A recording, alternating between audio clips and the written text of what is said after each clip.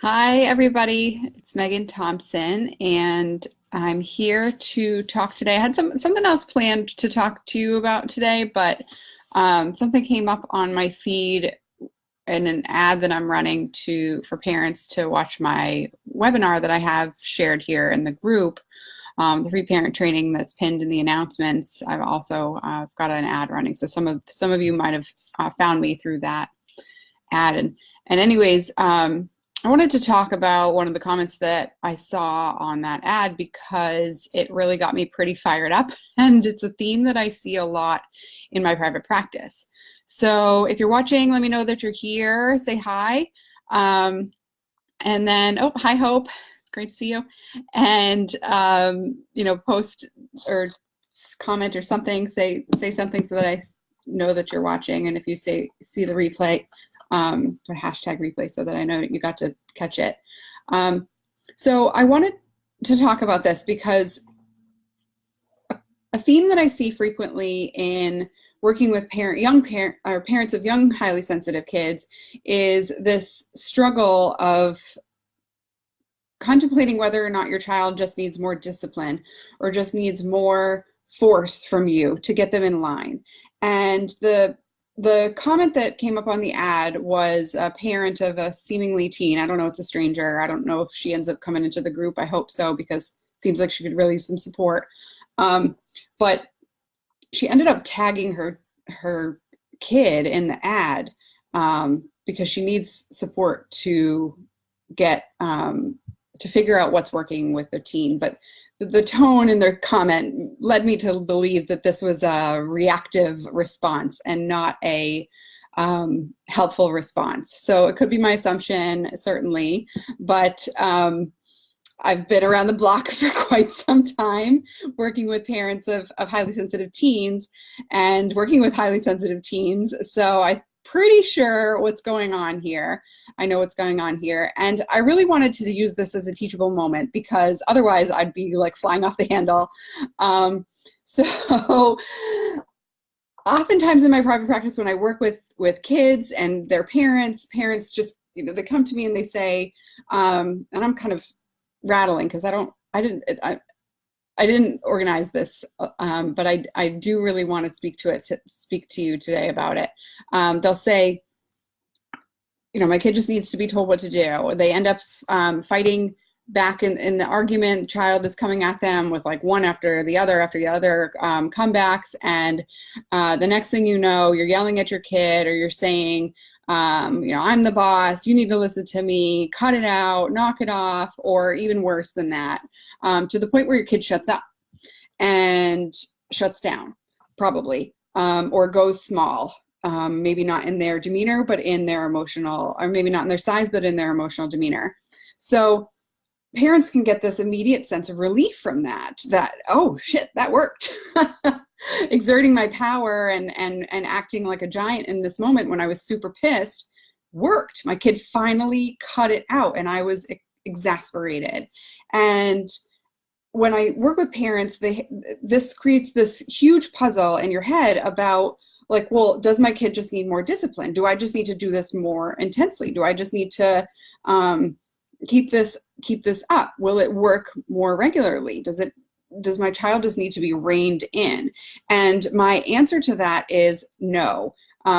While it works in the short term for your child to zip it up and hold it all in and keep it together because they are responding to you in fear, it in the long term significantly damages the relationship. So what do I mean by that? What does that look like?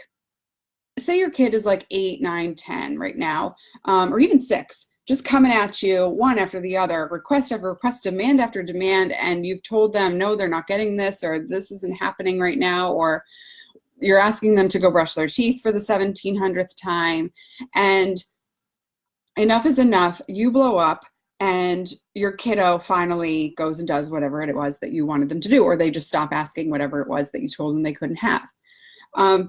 The short-term gain is that you get that immediate compliance. The problem with that is that you're getting immediate compliance through fear. Your child, as a highly sensitive child, hears, my parent doesn't understand me. My parent has no idea why I need this because they just don't feel connected to you. My parent is scary. That's the kicker. My parent is scary. Now, if your child loves you, one would hope that you're looking to build a relationship through love, then you never want your child to be afraid of you. This is a thing that is hard for us to wrap around our head. I was raised, in a similar way, like, build through fear, or, not necessarily to the point where my parents were abusive at all, but they definitely raised their voice when they were super pissed. And I think we as parents can get in this pattern of justifying our anger, justifying our angry explosion when our child complies, or even if they don't comply, we justify it because it's easier than to really look inside ourselves and say, well, wait a minute, I messed up. I should not have yelled. And when that happens and your child responds, my parent is dangerous. I'm afraid of my parent. They have this internal reaction that creates and perpetuates that fearful response to you, which breaks down trust. And when that happens over time, if you continue to justify yelling or using your power over your child to get them to comply, it will continuously perpetuate the problems that you're seeing. Now, while you might get the quick response immediately for quite some time or for a couple of times, over time, internally, your child is thinking that they cannot trust you, they cannot complain without you getting angry, they cannot express any disappointment or any emotion without you exerting power over them. And when that happens, it damages the relationship to the point where trust is broken, so much so that when your child is now a teenager, they will not come to you when they need it. They will not share that their best friend Sally is smoking weed and might be looking into coke soon. They will not share that they went to a party with pills in the bowl. They will not share that they got into a car with somebody who was under the influence. They're not going to talk to you about that. If you create a sense of fear in your parenting relationship and justify it. Now, I'm not going to say that we don't yell, because everybody has their hard moments and their hard times. But if you get to the point where you're justifying your anger and your child is under 10 or around that age, then you have a significant problem, and you will create a more significant problem as your child ages. And that's what really got me fired up with the parent who posted on a random Facebook ad. So this is like out in public, tag their kid. That spiteful response can really significantly shame your child into thinking that they are the problem. Now, when you get to that point, when your child is a teen, because if you're responding and you're clapping back and you see, I got you to respond when I clap back. And for those of you who are not familiar with that term, it's basically a comeback. It's what the kids are saying all these days in social media. Clap back is a comeback. But anyways, if you get to the point where you're clapping back and you're justifying it and you're saying, so there, I got you, like that worked, or this is what I need to keep on doing. If you're starting to have those thoughts and you're not able to talk yourself out of that pattern, then you absolutely need to reach out for support, because it will not get better without significant support. It will make your relationship with your child as a teenager much worse, and your child as a teenager will learn when they feel fear, when they feel frustration, when they feel disappointment, they are in charge and they are the only ones who can help themselves to solve their own problems. That is a huge burden for a teenager to bear. It can lead to risky behaviors. It can lead to escaping emotions. And for highly sensitive kids who already have giant emotions, escaping them is the last thing you want your child to learn. It can lead to using drugs and alcohol. It can lead to running away, engaging in promiscuous sexual behavior. Guys, this is all stuff that I work on with teens who are coming into my office in my private practice. It's not a joke. These parents are like nice people. They're not, this isn't significant dysfunction in the family to the point where the parents weren't have like heavy traumatic events or have, you know, really strong and difficult upbringings. This is a pattern over time of clapping back to your kid and not understanding that without that support and without changing the patterns of not and avoiding justifying it, yelling at your kid, you are going down that same path. And I've seen it happen not only in my private practice, but in working with other clinicians and supervising other clinicians, parents who are typical and perfectly capable of parenting other non-highly sensitive children. Their other non-highly sensitive children don't end up with as many struggles.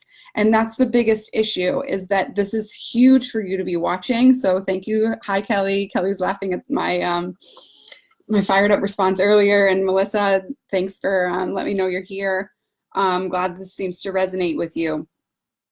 It's hugely important that you're here, that you're getting support through the Facebook group. But if justifying your anger or justifying your frustrated response is a common go-to for you, then more support is needed now.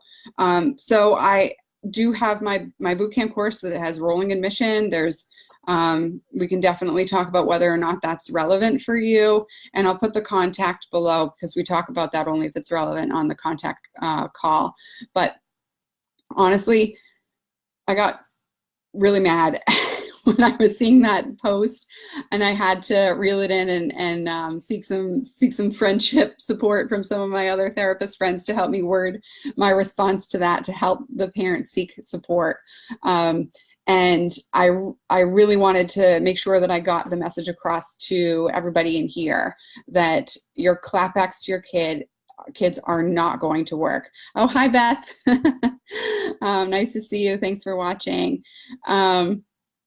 So again, avoid justifying being yelling at your kid. If you feel like that's a pattern, I'm saying it 1,600 times today. Reach out, because it creates really significant damage in your relationship with your child.